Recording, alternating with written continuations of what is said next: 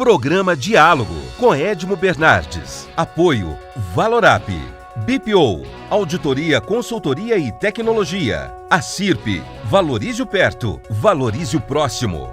Muscake, venha reconhecer a unidade Itatiaia. Sicredi, gente que coopera cresce.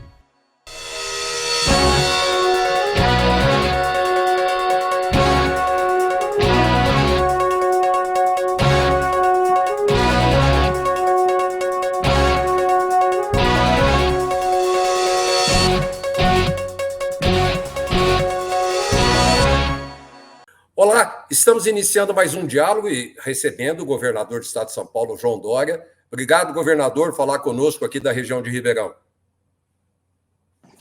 Prazer é todo meu. Primeiro, boa tarde para todos vocês. Um prazer estar aqui participando. Aliás, mais uma vez, nós estivemos aí recentemente em Ribeirão Preto, na semana passada, e estamos aqui, aliás, teremos novas viagens, pelo menos 2 novas viagens a Ribeirão nos próximos 30 a 45 dias. Então, muito obrigado pela oportunidade e às ordens aqui para responder as perguntas. Governador, eu queria dividir em 2 partes. Essa primeira a gente vai falar um pouco do combate ao Covid e a segunda parte, óbvio, que nós vamos falar de eleições presidenciais. Nessa parte do combate ao Covid, o governo do estado, todos os governadores, todos os prefeitos foram pegos de surpresa e ninguém imaginava passar por uma situação dessa. Mas haja dito, e tem que ser dito pela verdade, que se não fosse o governo do estado de São Paulo, e eu já cansei de dizer isso aqui nesse espaço, provavelmente as vacinas iriam chegar muito mais tarde no Brasil e, consequentemente, perderíamos muito mais vidas. Edmo, primeiro, muito obrigado. Obrigado pela referência e obrigado pelo este reconhecimento que eu compartilho com a nossa equipe, especialmente a nossa equipe de saúde. Nós fizemos um enorme esforço, você se lembra, em 2020, para trazer a vacina. Aliás, compramos a vacina em maio de 2020. Lembrando que o primeiro caso de Covid-19 no Brasil foi constatado no dia 28 de fevereiro de 2020, era uma quarta-feira de cinzas. A partir dali, nós montamos um comitê científico, esse comitê científico iniciou o seu trabalho assessorando o governo de São Paulo, assessorando a nossa Secretaria de Saúde. Avançamos nesse projeto, fizemos o acordo com a Sinovac, laboratório privado chinês, e nós conseguimos, já no mês de abril, formalizar este acordo e permitir que, com esse acordo, nós pudéssemos, já um mês depois, termos acesso à vacina. A vacina chegou aqui em setembro, o governo do estado de São Paulo comprou a vacina, pagou com seus próprios recursos e disponibilizou para o Sistema Nacional de Saúde para a imunização dos brasileiros. A Anvisa, naquela época, ainda não era a Anvisa de hoje. Hoje é uma Anvisa absolutamente isenta, autônoma, completamente distante de bolsonarismos, de negacionismos, de atitudes intempestivas do governo federal. Mas, naquela época, ainda havia uma certa influência do governo Bolsonaro sobre a Anvisa. Aí passou setembro, outubro, novembro, dezembro. Finalmente, depois de muita pressão, a Anvisa analisou, no dia 17 de janeiro, Edmo, a vacina do Butantan, a Coronavac, e aprovou por unanimidade no seu colegiado. E aí nós iniciamos a vacinação naquele dia. Você se lembra, 17 de janeiro era um domingo. Meu aniversário. Meu aniversário. Inesquecível. Não dá para esquecer essa data. Eu não me esqueço, o senhor ao lado daquela senhora tomando a vacina, eu não posso me esquecer. Exatamente. Aquela senhora é um símbolo da vacinação, enfermeira do Hospital das Clínicas, negra, Mônica Calazans, que foi o primeiro braço a receber vacina aqui no Brasil. E a partir daí, com esse gesto, nós praticamente iniciamos a vacinação, porque o governo que dizia que só ia vacinar a partir de abril, você se lembra? O então ministro da Saúde dizendo, pressa para quê? O Brasil já tinha 176 mil mortos, e o ministro da Saúde respondendo aos jornalistas que indagavam, ministro, por que não começar a vacinação imediatamente? Por que não comprar a vacina do Butantan, só ficar aí na vacina de Oxford, que só chegaria mais adiante? E o Eduardo Pazuello dizendo, mas pressa para quê? E o Brasil já contabilizava 176 mil mortes naquele momento. Mas a pressão popular, a pressão da mídia, a pressão de vocês que representam a imprensa livre e soberana, acabou determinando que a vacinação pudesse ser antecipada. Aí, no dia 27 de janeiro, 10 dias depois de São Paulo ter iniciado, o governo federal finalmente tomou a iniciativa de começar a vacinação. E dando um bom resumo de hoje, Edmo, daquilo que aconteceu na data do seu aniversário, em 17 de janeiro de 2020, hoje São Paulo tem 82% de toda a sua população com o processo vacinal completo, ou seja, com 2 doses da vacina no braço, e já 53% de crianças de 5 a 11 anos com a primeira dose da vacina no bracinho das crianças. Ou seja, é o estado que mais vacina público adulto no Brasil, é o estado que mais vacina crianças no Brasil, em respeito à vida, à saúde, em respeito à ciência, e assim vamos continuar. Então, eu faço aqui de novo um agradecimento a você por esse reconhecimento e um apelo de aqueles que nos acompanham aqui, ou pela internet, ou pelas ondas do rádio, que ainda não tomaram a segunda dose da vacina, um número ainda expressivo de pessoas que esqueceram que tem que tomar a segunda dose da vacina, para que, por favor, rapidamente se dirijam a um posto de saúde, a vacina é de graça, como você sabe, e tome a segunda dose, porque com ela você estará imunizado. Você pode até pegar Covid. Eu peguei Covid 2 vezes, tendo tomado a vacina, mas não tive nada, Edmo, absolutamente nada. Não tive uma dor de cabeça, uma coriza, uma tontura, zero, nada, nada, nada. E na segunda vez, 5 dias apenas foi a quarentena recomendada pelo Dr. Davi Wipp, médico infectologista. Não precisei nem ficar no 6º dia, porque testei no 5º dia e a testagem deu negativo e eu pude voltar ao trabalho. Então, a vacinação, os que ainda não tomaram a segunda dose, e aos pais e avós de crianças de 5 a 11 anos, levem seus filhos, levem seus netos para vacinar. Governador, mas muita pressão aconteceu no começo de tudo. Lockdown, não lockdown, setor de bares e restaurantes pressionando, e também as informações equivocadas. O senhor é um homem de comunicação, é jornalista, quer dizer, sabe que informação equivocada, duplicada, triplicada, com objetivos, causa enorme confusão na cabeça da população, especialmente os mais carentes, por questões culturais e educacionais. E o governo foi passando por cima disso tudo, né? Nós tivemos 2 narrativas, né, Edmo? Uma narrativa, infelizmente, equivocada, negacionista do governo federal, primeiro dizendo que era um resfriadozinho, uma gripezinha. Um ex-ministro do governo Bolsonaro dizendo que não, serão apenas 4 mil mortes, como se 4 mil vidas não importassem. Hoje já são contabilizadas 630 mil mortes pela Covid-19. Não era uma gripezinha, nem um resfriadozinho. Nem vai passar rápido, como diz o presidente Bolsonaro. Nem foi correto tirar máscara de criança, promover aglomerações e oferecer cloroquina para os brasileiros e para a EMA. Nem a EMA quis a cloroquina do presidente Bolsonaro.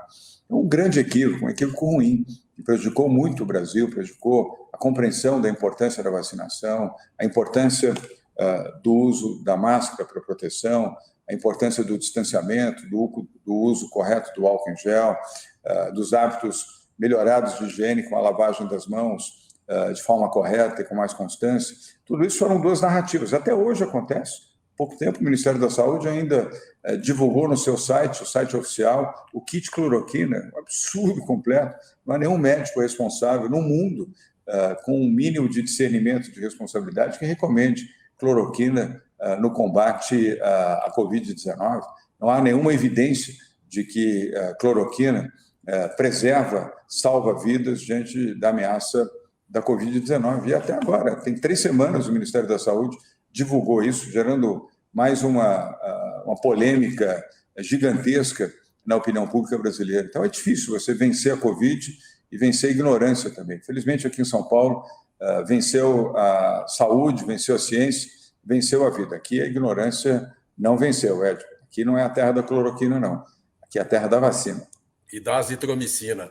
Governador, os investimentos, né? Quer dizer, o Estado de São Paulo, ele chegou na frente, né? Enquanto se discutia no governo federal de mandar dinheiro para os estados para o efeito de leitos, profissionais, médicos, fisioterapeutas, intensivistas, equipamentos e respiradores, etc. O Estado de São Paulo, ele respondeu rapidamente. Isso eu queria um apanhado do senhor.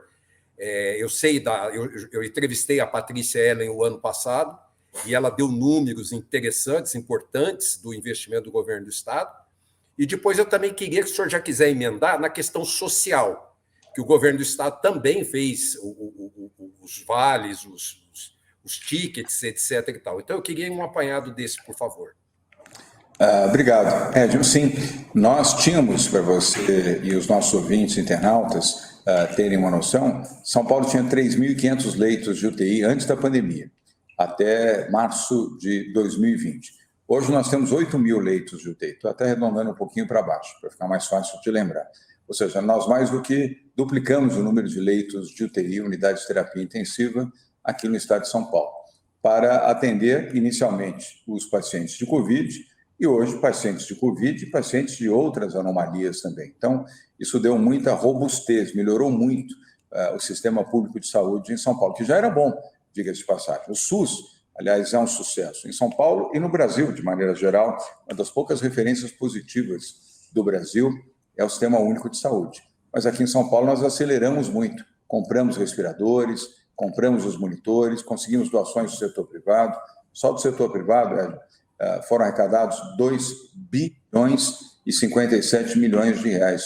Portanto, nas suas reuniões de segundas-feiras. Isso, exatamente, do Comitê Empresarial Solidário, 2 bilhões, dinheiro que nos permitiu comprar respiradores, comprar monitores, comprar medicamentos, os medicamentos indutores nas UTIs que são necessários para o atendimento médico de quem se interna, ou melhor, que recebe a recomendação para ser internado numa UTI. A fábrica do Butantan, a nova fábrica de multivacinas, que está pronta, agora está recebendo os equipamentos, daqui a 2 meses já está rodando essa fábrica, 200 milhões de reais, também investimento privado, ou seja, fizemos a opção certa e pelo lado mais rápido possível, que era tendo o apoio do setor privado. E uma das coordenadoras disso, você falou o nome, a Patrícia Ellen, uma jovem executiva, uma jovem que veio do setor empresarial e que assumiu a nosso convite a Secretaria de Desenvolvimento Econômico e de Ciência e Tecnologia, e tem sido um azogue, tem sido extraordinariamente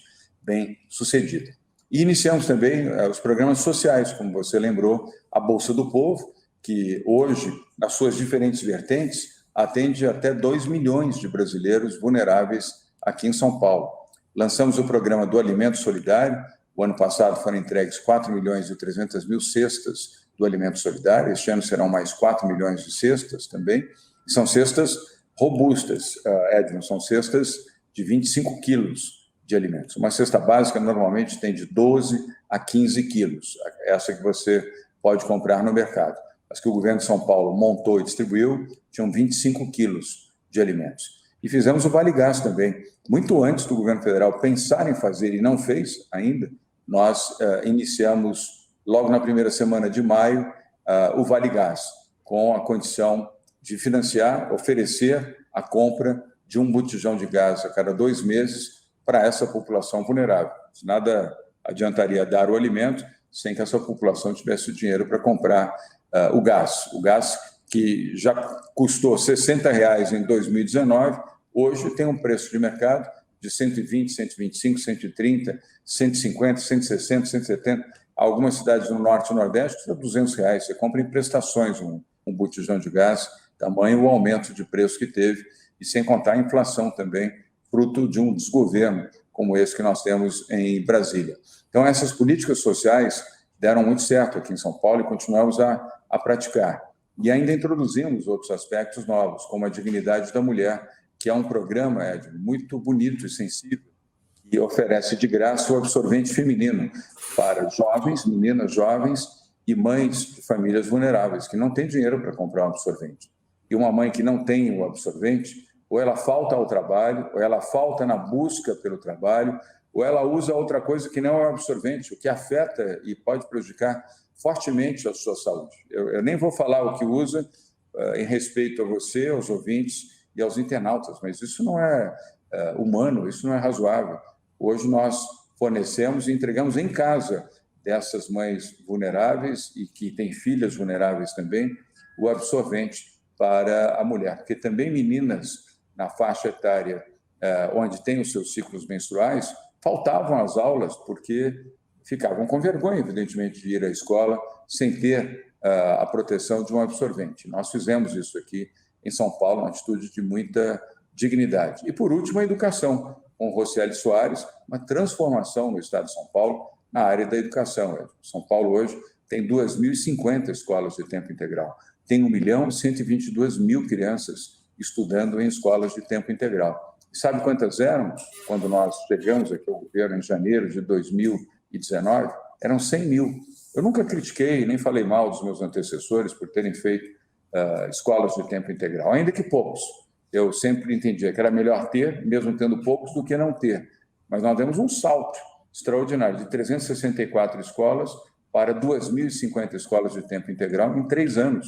Nós não completamos o nosso mandato ainda. Nosso mandato vai até dezembro deste ano. E quem oferece educação de qualidade, com 3 refeições dia aos alunos, com educação artística, ou seja, música, pintura, teatro, atividades artísticas na escola, e oferece também a educação física com esporte, futebol, basquete, o vôlei, outras atividades esportivas, e o inglês para todos, que agora vai desde o primeiro ano. Antigamente era só nos 2 últimos anos, ninguém aprendia inglês na rede pública. Eu estudei em escola pública aqui em São Paulo, então eu falo com conhecimento, falo com orgulho também. Mas eu não aprendi inglês na escola pública porque em 2 anos você não aprende inglês, você tem noções do inglês, mas não é suficiente para você aprender inglês. Agora, no Inglês para Todos, no ensino fundamental, você sai falando, ou sai compreendendo bem o inglês, ou sai lendo inglês, você não sai analfabeto no inglês. E isso muda a vida de um jovem que se apresenta num emprego mencionando que ele tem ou inglês fluente, ou inglês médio, ou que ele tem a capacidade de ler e interpretar a língua inglesa, ele primeiro vai ter uma oportunidade de emprego muito mais rápido, um salário melhor também. E, por último, a refeição. As escolas públicas oferecem, as escolas de tempo integral, oferecem 3 refeições por dia para o aluno.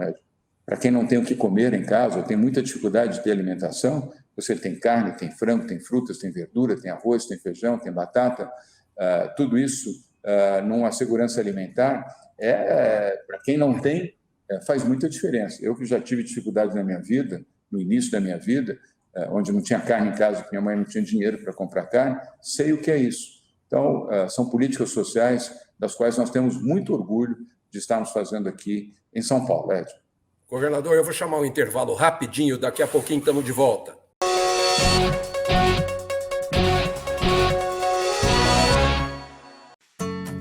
Hoje eu quero aquela brusqueta de pepperoni. Eu não vejo a hora de provar o confit de pato. Ou será que peço o risoto de carne seca, hein? E eu mereço brownie de sobremesa. Eu vou pedir a torta de chocolate com gelé de damasco. Nossa, a gente nem chegou e já tá pensando na sobremesa. O mousse cake da Itatiaia agora é My Mousse Cake. O mousse cake que você sempre amou, com tudo que você sempre pediu. 1924. O desafio está no ar. Rádio Clube. Liderança total. Lembra daquela festa onde você foi, que tinha um monte de gente e de você chamando mais amigos? Afinal, sempre cabe mais um, não é? Você também se lembra que, depois da festa, teve beijos nos pais, nos avós e abraços nos amigos? Pois é, um deles está agora na fila do hospital esperando uma vaga. Falta de ar. Valeu a pena? 3 ou 4 horas de diversão para colocar em risco a vida de uma pessoa? Tome cuidado, porque assim como o vírus, arrependimento também mata.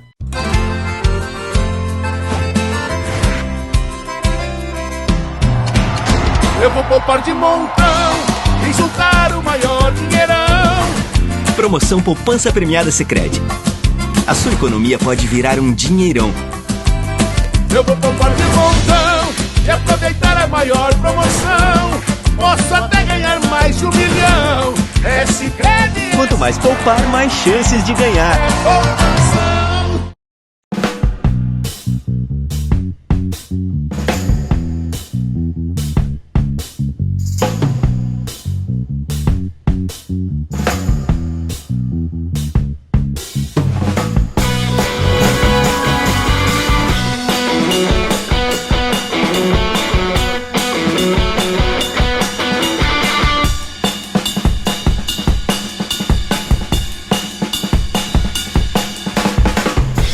Diálogo, apoio, Valorap, Acirp, Muscake e Sicredi. Estamos de volta com o segundo bloco do programa, recebendo gentilmente a presença do governador de São Paulo, João Dória. Governador, eu tenho a pergunta mais difícil para fazer para o senhor agora. Eu quero ver se o senhor é bom mesmo, porque eu vou fazer uma pergunta difícil, hein? Bora. Nosso time vai passar o que passou o ano passado ou esse ano vai ser mais fácil? Eita, essa é pergunta de R$1 milhão, viu, Edmo? Eu falei que ia ser difícil. Nós somos torcedores do Peixe, em qualquer condição, na época boa e na época ruim.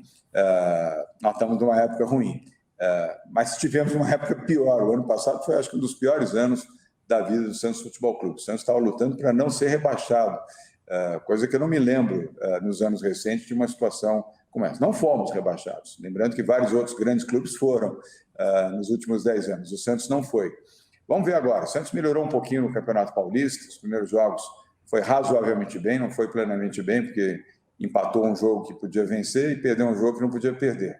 Mas confiando aí principalmente na escolinha do Peixe, o Santos não tem dinheiro para fazer grandes aquisições. Governador, nós ganhamos do Corinthians, o resto não interessa. Ganhamos do Corinthians, o resto pode... Não interessa. Deixa isso para lá. Bom, deixa eu falar com relação às eleições.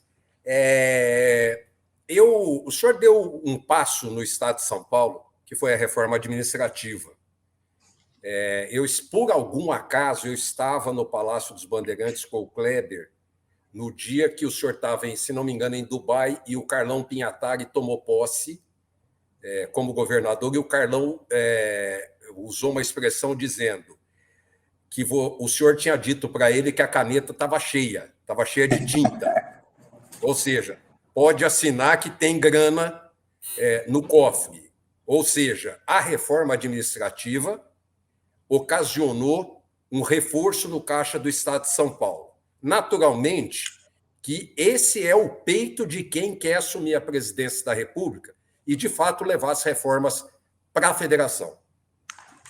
E é verdade, Edmo. Aliás, o Carlão cumpriu muito bem. Aliás, ele já teve 2 turnos aqui como governador do Estado de São Paulo, já tem no seu currículo ex-governador do Estado de São Paulo, Carlão Pinhatari, que é o presidente da Assembleia Legislativa do Estado de São Paulo, excelente parlamentar e uma ótima figura humana também.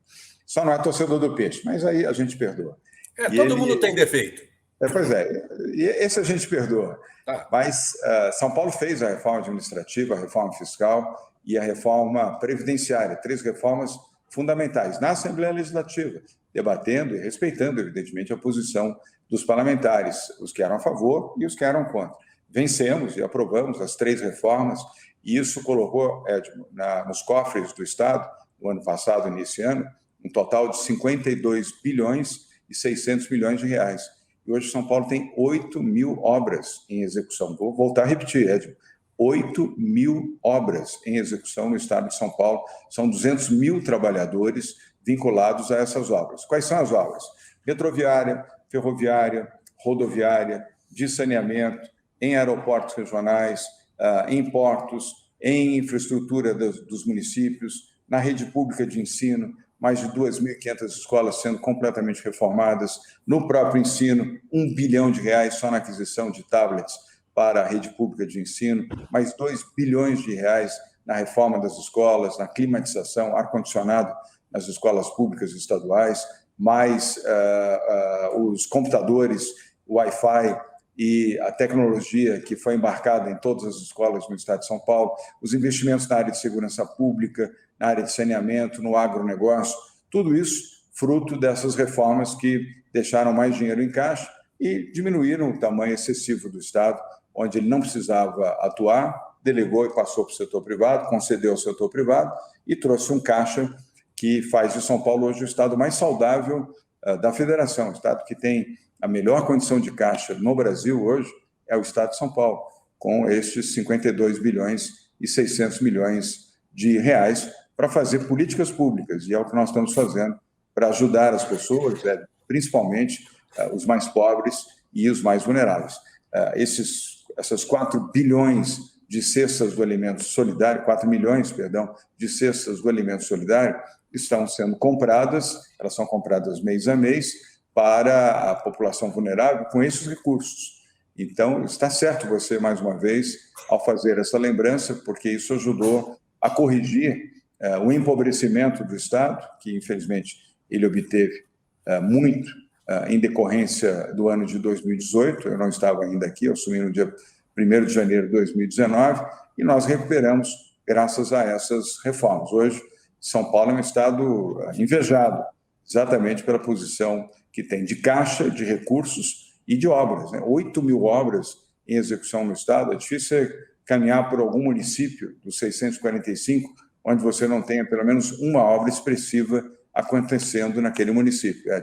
Mas nós precisamos levar, parece, o próprio mercado financeiro, o mercado investidor nacional e internacional pede essas reformas federais para que tenha segurança e investimento no Brasil, para que tenha caixa de investimento e não... Hoje o Brasil quase que não sobra para investimento do orçamento federal, e isso o senhor pretende levar, caso eleito presidente, para o governo federal, essas reformas? Edmo, sim, são reformas que o governo federal não fez. Aliás, prometeu e não fez. Não fez a reforma administrativa, não fez a reforma fiscal e fez uma reforma previdenciária parcial. E, aliás, só fez porque o Congresso Nacional levou adiante. Não foi a reforma do governo, foi a reforma do Congresso Nacional, ainda ao tempo de Rodrigo Maia como presidente da Câmara. Portanto, o governo federal não fez a lição de casa que precisaria ter feito. Hoje teria uma condição de caixa muito melhor para que essas políticas públicas pudessem estar sendo aplicadas em todo o país. E não é isso que aconteceu. Se eleito presidente da República, faremos as reformas essenciais, administrativa e fiscal, dialogando com o Legislativo, como fizemos aqui no caso da Assembleia Legislativa de São Paulo, mas com a certeza absoluta de que conseguiremos a aprovação, e isso vai trazer caixa para que obras que estão atravancadas hoje no governo federal possam deslanchar, gerando emprego, gerando oportunidade e concluídas, gerando o que é mais importante, o benefício para a população. O senhor é a favor da federalização partidária? Sou favorável, sim, porque acho que é um campo que agrega, soma, coloca juntos partidos que têm uma mesma via, não são iguais, evidentemente, mas têm um mesmo caminho, uma mesma avenida que estão percorrendo. É o caso do PSDB, que é o meu partido, é o caso do MDB, de Baleia Rossi, o deputado federal Baleia Rossi, é o caso também do União Brasil, que acaba de ter a sua aprovação como partido confirmada pelo Tribunal Superior Eleitoral, e é o caso também do Cidadania, um partido que está muito próximo do PSDB, que provavelmente já na semana que vem estará aprovando esta federação. Portanto, sim, favorável, e precisamos, inclusive, fortalecer as nossas condições unidos para podermos ter uma terceira via viável, confiável e que traga esperança para a população brasileira, Edmo. E eu confio nisso. Não, desculpe, pode concluir.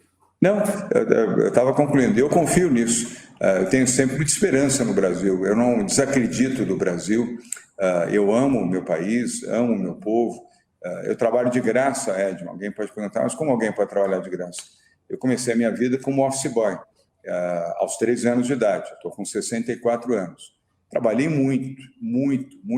E o fruto do trabalho, honesto, decente, consegui formar um bom patrimônio, me tornei empresário, formei boas empresas, depois as vendi quando tomei a decisão de disputar a Prefeitura de São Paulo, gerei uma poupança também importante para minha família, e hoje eu posso trabalhar sem receber nenhuma remuneração.